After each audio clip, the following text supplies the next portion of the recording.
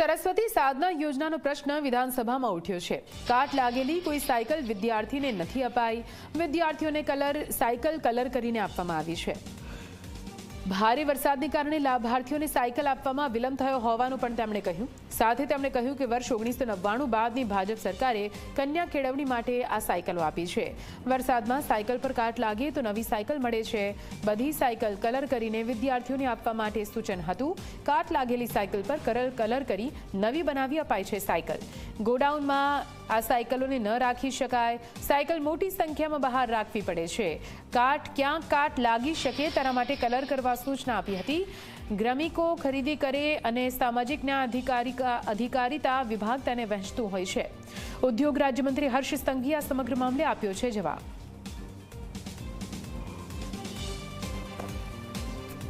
આજ વિશે વધુ માહિતી સાથે સંવાદદાતા ગૌરવ જોડાઈ ગયા છે ફોન લાઈન પર।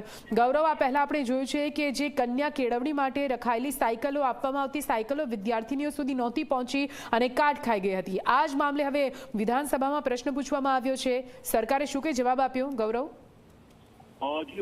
તો વર્ષ 2023-24 અને 2024-25માં સરસ્વતી સાધના અંતર્ગત વિદ્યાર્થીઓને જે સાયકલ આપવાની હોય છે પોતાના ઘરથી સ્કૂલે જવા માટે, તે સાયકલો વિદ્યાર્થીનીઓને અપાઈ ન હતી અને ખુલ્લા મેદાનમાં પડી રહેવાને કારણે વાતાવરણની અસર થઈ હતી અને તેમને કાટ લાગી ગયો હતો। આ અંગેનો સવાલ ઇમરાન ખેડાવાલા અને ત્યારબાદ અમિત ચાવડાએ પૂછેલો હતો, જેમાં ગૃહ રાજ્યમંત્રી કે જેઓ રાજ્યકક્ષાના ઉદ્યોગ મંત્રી છે તેમને જવાબ આપ્યો હતો કે ભારે વરસાદને કારણે આ સાયકલોને કાટ લાગી ગયો હતો અને જેના કારણે વિતરણ વ્યવસ્થામાં પણ અસર થઈ હતી।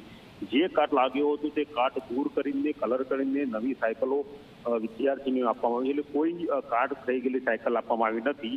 તેમણે એવું પણ કહ્યું કે ખરીદીમાં જે વાર થઈ તેના કારણે અને ઉપરાંત ભારે વરસાદને કારણે વિદ્યાર્થીઓને સમયસર સાયકલ પહોંચાડી શકાય ન હતી, પરંતુ નવું જે વર્ષ ચાલુ થશે તેમાં વધારે આધુનિક સાયકલો અને વધારે સારી સાયકલો નિયમ પ્રમાણે નિર્ધારિત સમયમાં વિદ્યાર્થીઓને પહોંચતી કરવાની તેમને જવાબ આપેલો હતો। જી બિલકુલથી ગૌરવ, સવાલ એ ઉઠે કે જાળવણીના અભાવના કારણે આ સાયકલોને કાટ લાગતો હોય છે। જો કે અહીંયા કહેવામાં આવે છે કે આટલી મોટી સંખ્યામાં સાયકલો છે, સાયકલોને સમયસર આપવામાં આવે તો કદાચ આ નોબત જ ના આવે।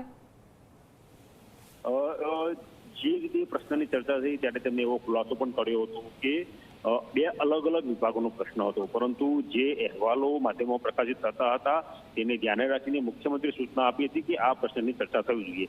સામાજિક ન્યાય અધિકારીતા દ્વારા સાયકલ પૂરી પાડવામાં આવે છે અને ખરીદી ગ્રીમકો દ્વારા કરવામાં આવે છે, એટલે જો મંત્રીશ્રી ધારે તો તેઓ આ પ્રશ્નની નિર્ણય કરી શકે છે, પરંતુ માહિતી લોકો સુધી પહોંચે તેના માટે આ પ્રશ્નની તેમને વિધાનસભામાં ચર્ચા કરવાની તૈયારી દર્શાવી હતી અને વિધાનસભામાં તેમનો જવાબ આપ્યો હતો। અત્યાર સુધી મહત્તમ સંખ્યામાં લગભગ 60 લાખ કરતા વધારે વિદ્યાર્થીઓને સાયકલ અપાઈ હોવાનો દાવો કર્યો હતો અને નવા વર્ષથી બિલકુલ ગૌરવ જોડાયેલા રહેજો। આવતું આપની પાસે મનીષ દોશી, કોંગ્રેસ પ્રવક્તા આપણી સાથે જોડાઈ ગયા છે। મનીષભાઈ, કન્યાઓ વિદ્યાર્થીનીઓને અપાતી સાયકલો, સરસ્વતી સાધના યોજના અંતર્ગત અપાતી સાયકલો કઈ રીતે કાટ ખાતી હતી, આ પહેલા પણ ઝી 24 કલાકે અનેકવાર અહેવાલો પ્રસારિત કર્યા છે। જો કે હવે આ પ્રશ્ન વિધાનસભામાં પણ ગુંજ્યો છે। જવાબમાં અહીંયા કહેવામાં આવ્યું છે કે બે વિભાગ છે એના સંકલનના અભાવે આ પરિસ્થિતિ ઊભી થઈ છે, પણ સાયકલો અમે નવી આપીએ છીએ। સંપૂર્ણ જૂઠાણું અને સરસ્વતી સાધના યોજના હકીકતમાં ભાજપાએ દીકરીઓને અન્યાય કરીને, ગરીબ ઘરની દીકરીઓને, સામાન્ય ઘરની દીકરીઓને અન્યાય કરીને કરોડો રૂપિયાનો ભ્રષ્ટાચારની યોજના બનાવી છે। આમ તો ભાજપાની સરકારની દરેક યોજના એટલે કે સ્કીમ એમની સ્કેમ બને છે।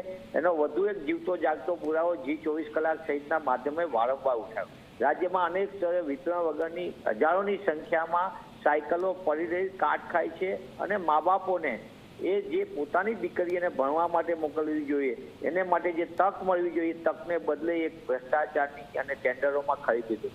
જૂની અનેક જગ્યાએ કાટ ખેલી સાયકલોના આપણે દ્રશ્યોમાં જોયા છે, પુરાવા સાથે જોયા છે। સરકાર સુધરવાનું નામ નથી, માત્ર નવી ખરીદીમાં એને રસ છે, પણ વિતરણમાં સંપૂર્ણપણે નિષ્ફળ નિવેલી ભાજપાના સરકારને મારે એટલું ઝી 24 કલાકના માધ્યમ પૂછ્યું કે આજુબાજુના બધા રાજ્યો કરતા મોંઘી સાયકલ ખરીદી એ સ્પેસિફિકેશનની। બીજું, આ એક વર્ષનું નથી, 2-3 વર્ષની સાયકલો એમને ધૂળ ખાતી છે અને એના કારણે મોટા પાયે થતા।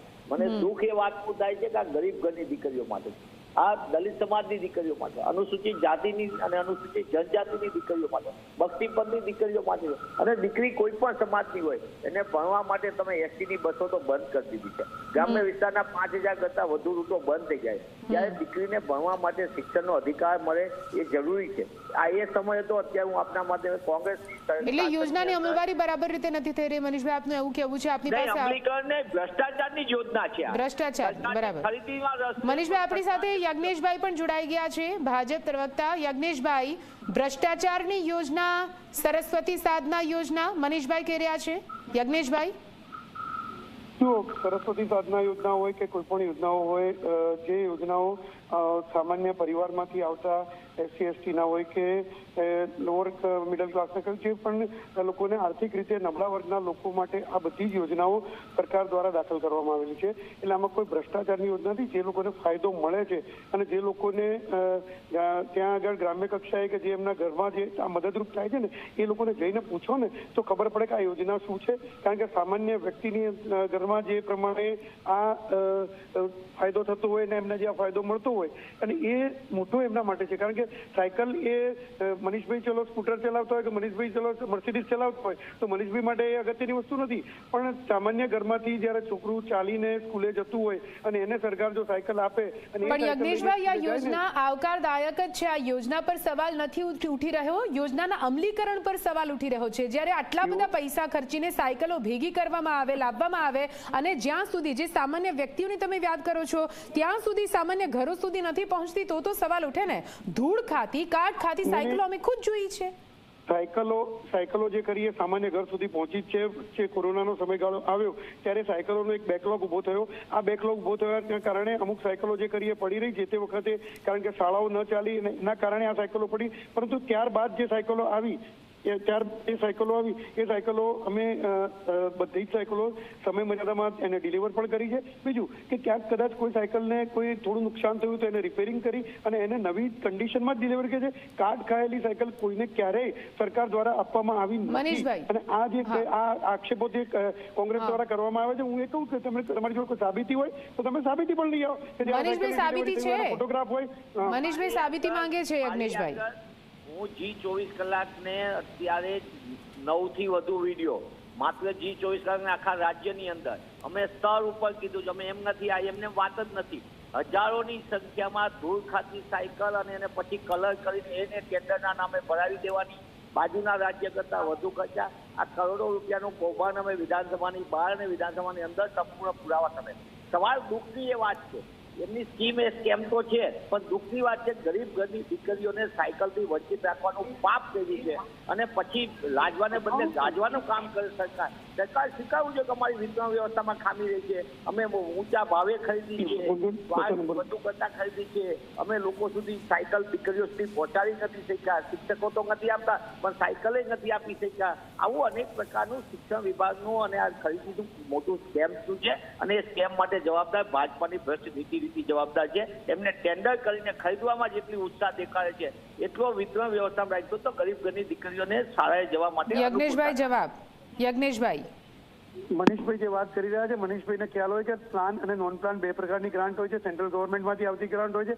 સેન્ટ્રલ ગવર્મેન્ટમાંથી આવતી સાયકલો મેં પહેલા પણ કહ્યું કે કોરોનાના સમયગાળામાં જે પ્રમાણે સાયકલો આવી એ 1.5 કે 2 વર્ષ જે શાળાઓ ન ચાલી એ સાયકલો અનડિલિવર્ડ રહી. એ સાયકલો અનડિલિવર્ડ એટલે સાયકલો મૂકી રાખવામાં આવી અને એ સાયકલો જે કરી એનું નુકસાન માત્ર સાયકલો નહીં, કોરોનાના સમયગાળામાં તો વિદ્યાર્થીઓને પુસ્તકોનું ગમે છે, દરેક વસ્તુનું વિદ્યાર્થીઓનું નુકસાન, વિદ્યાર્થીઓ નહીં સામાન્ય વેપારીઓનો હોય કે કોઈ પણ ધંધો નોકરી કરતા દરેકને નુકસાન ગયા છે. એ સાયકલો પડી. ત્યારબાદ પણ જે સાયકલો દર વર્ષે જે નવી સાયકલો આવી નવી સાયકલો ડિલિવર કરવામાં આવી છે.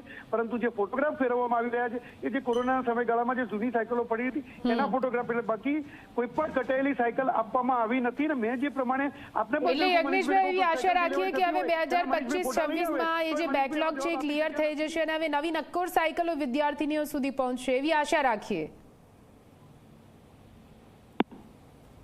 આભાર અમારી સાથે વાત કરવા